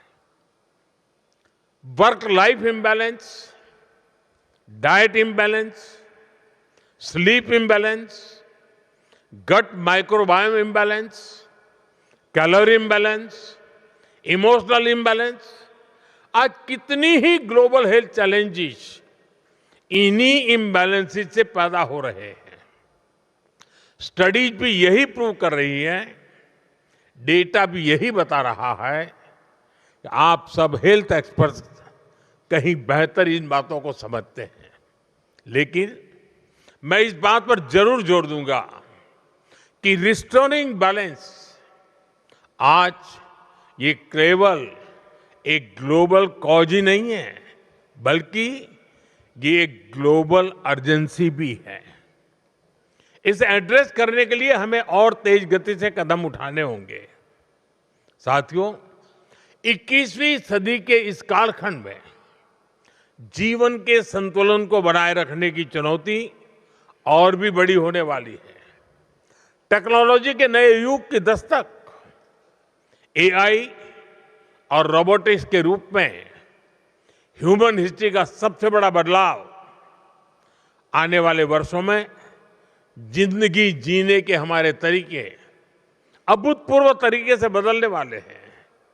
इसलिए हमें ये भी ध्यान रखना होगा, जीवन शैली में अचानक से आ रहे इतने बड़े बदलाव शारीरिक श्रम के बिना संसाधनों और सुविधाओं की सहूलियत, इससे ह्यूमन बॉडीज के लिए अप्रत्याशित चुनौतियां पैदा होने जा रही हैं। इसलिए ट्रेडिशनल हेल्थ केयर में हमें केवल वर्तमान की जरूरत पर ही नहीं फोकस नहीं करना है, हमारी साझा रिस्पॉन्सिबिलिटी आने वाले फ्यूचर को लेकर के भी है। साथियों, जब पारंपरिक चिकित्सा की बात होती है तो एक सवाल स्वाभाविक रूप से सामने आता है। ये सवाल सुरक्षा और प्रमाण से जुड़ा है। भारत आज इस दिशा में भी लगातार काम कर रहा है। यहां इस समिट में आप सभी ने अश्वगंधा का उदाहरण देखा है। सदियों से इसका उपयोग हमारी पारंपरिक चिकित्सा प्रणालियों में होता रहा है। कोविड-19 के दौरान इसकी ग्लोबल डिमांड तेजी से बढ़ी और कई देशों में इसका उपयोग होने लगा। भारत अपनी रिसर्च और एविडेंस बेस्ड वैलिडेशन के माध्यम से अश्वगंधा को प्रामाणिक रूप से आगे बढ़ा रहा है। इस समिट के दौरान भी अश्वगंधा पर एक विशेष ग्लोबल डिस्कशन का आयोजन किया गया। इसमें इंटरनेशनल एक्सपर्ट ने इसकी सुरक्षा, गुणवत्ता और उपयोग पर गहराई से चर्चा की। भारत ऐसी टाइम टेस्टेड हब्स को ग्लोबल पब्लिक हेल्थ का हिस्सा बनाने के लिए पूरी तरह कमिटेड होकर काम कर रहा है। साथियों, ट्रेडिशनल मेडिसिन को लेकर एक धारणा थी कि इसकी भूमिका केवल वेलनेस या जीवन शैली तक सीमित है, लेकिन आज ये धारणा तेजी से बदल रही है। क्रिटिकल सिचुएशन में भी ट्रेडिशनल मेडिसिन प्रभावी भूमिका निभा सकती है। इसी सोच के साथ भारत इस क्षेत्र में आगे बढ़ रहा है। मुझे बताते हुए खुशी हो रही है कि आयुष मंत्रालय और WHO ट्रेडिशनल मेडिसिन सेंटर ने नई पहल की है। दोनों ने भारत में इंटीग्रेटिव कैंसर केयर को मजबूत करने के लिए एक जॉइंट एफर्ट्स किया है। इसके तहत पारंपरिक चिकित्सा प्रणालियों को आधुनिक कैंसर उपचार के साथ जोड़ने का प्रयास होगा। इस पहल से एविडेंस बेस्ड गाइडलाइन तैयार करने में भी मदद मिलेगी। भारत में कई अहम संस्थान स्वास्थ्य से जुड़े ऐसे ही गंभीर विषयों पर क्लिनिकल स्टडीज कर रहे हैं। इनमें एनीमिया, आर्थराइटिस और डायबिटीज जैसे विषय भी शामिल है। भारत में कई सारे स्टार्टअप भी इस क्षेत्र में आगे आए हैं। प्राचीन परंपरा के साथ युवा शक्ति जुड़ रही है। इन सभी प्रयासों से ट्रेडिशनल मेडिसिन एक नई ऊंचाई की तरफ बढ़ती दिख रही है। साथियों, आज पारंपरिक चिकित्सा एक निर्णायक मोड़ पर खड़ी है। दुनिया की बड़ी आबादी लंबे समय से इसका सहयोग लेती आई है, लेकिन फिर भी पारंपरिक चिकित्सा को वो स्थान नहीं मिल पाया था जितना उसमें सामर्थ्य है। इसलिए हमें विज्ञान के माध्यम से भरोसा जीतना होगा। हमें उसकी पहुंच को और व्यापक बनाना होगा। ये जिम्मेदारी किसी एक देश की नहीं है, ये हम सबका साझा दायित्व है। पिछले 3 दिनों में इस समिट में जो सहभागिता, जो संवाद और जो प्रतिबद्धता देखने को मिली है, उससे ये विश्वास गहरा हुआ है कि दुनिया इस दिशा में एक साथ आगे बढ़ने के लिए तैयार है। आइए हम संकल्प लें कि पारंपरिक चिकित्सा को विश्वास, सम्मान और जिम्मेदारी के साथ मिलकर के आगे बढ़ाएंगे। एक बार फिर आप सभी को इस समिट की मैं बहुत बहुत बधाई देता हूं। बहुत बहुत धन्यवाद।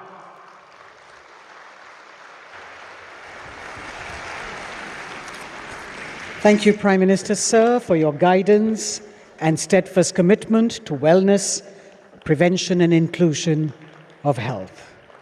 Your words today, sir, will continue to shape global conversations and collective action in traditional medicine. Ladies and gentlemen, thank you for being with us for the second WHO Global Summit on Traditional Medicines. Kindly remember.